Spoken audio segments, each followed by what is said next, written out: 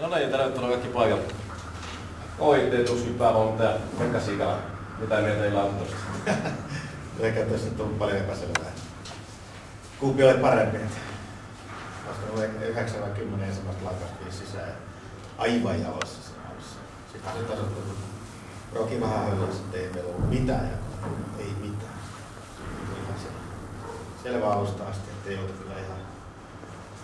Ei nyt ihan noin huono oikeasti ollut. Tänään oli vaan kyllä ettei me päästy niin kuin alkukaudelta. Ei päästy. En tiedä mistä ei tule. Olen valmistautunut tai epäonnistunut valmistautunut. Paremminkin olla pelattu, mutta Roki oli todella, ei meillä ollut tavallaan mitään saumaa missään vaiheessa. Se oli aika simppeli peli. Myönnetään. Kiitoksia. Mitä nyt Repu? Joo, me jatkettiin siitä, mihin me jäimme viime pelissä ja tullaan jatkamaan samalla vireellä. Viimeinen erä oli meillä ihan ala-arvoinen.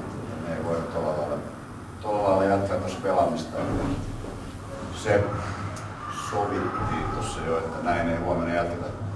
Ja huomenna tietysti pelataan äärimmäisen tiukka peli taas Heinola vastaan ja pitää olla vähintäänkin niin huippusuoritus, että saadaan pisteet kotiin.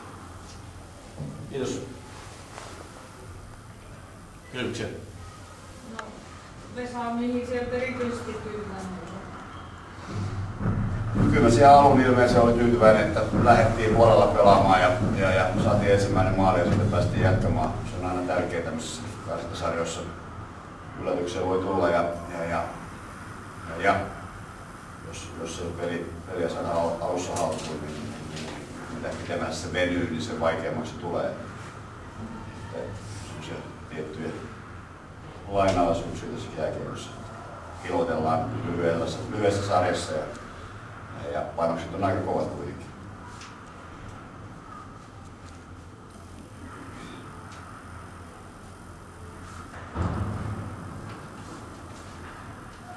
Muita kysymyksiä? Siilalalta kysyisin, että oliko yllätys, että oli näin vahva tämä kotijoukko?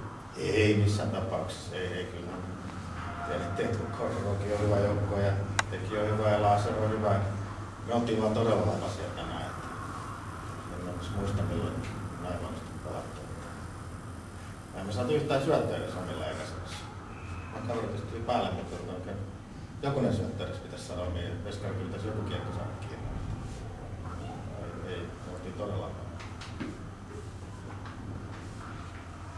Mutta ei ollut yllätys. Kiitoksia, Vesa Repu.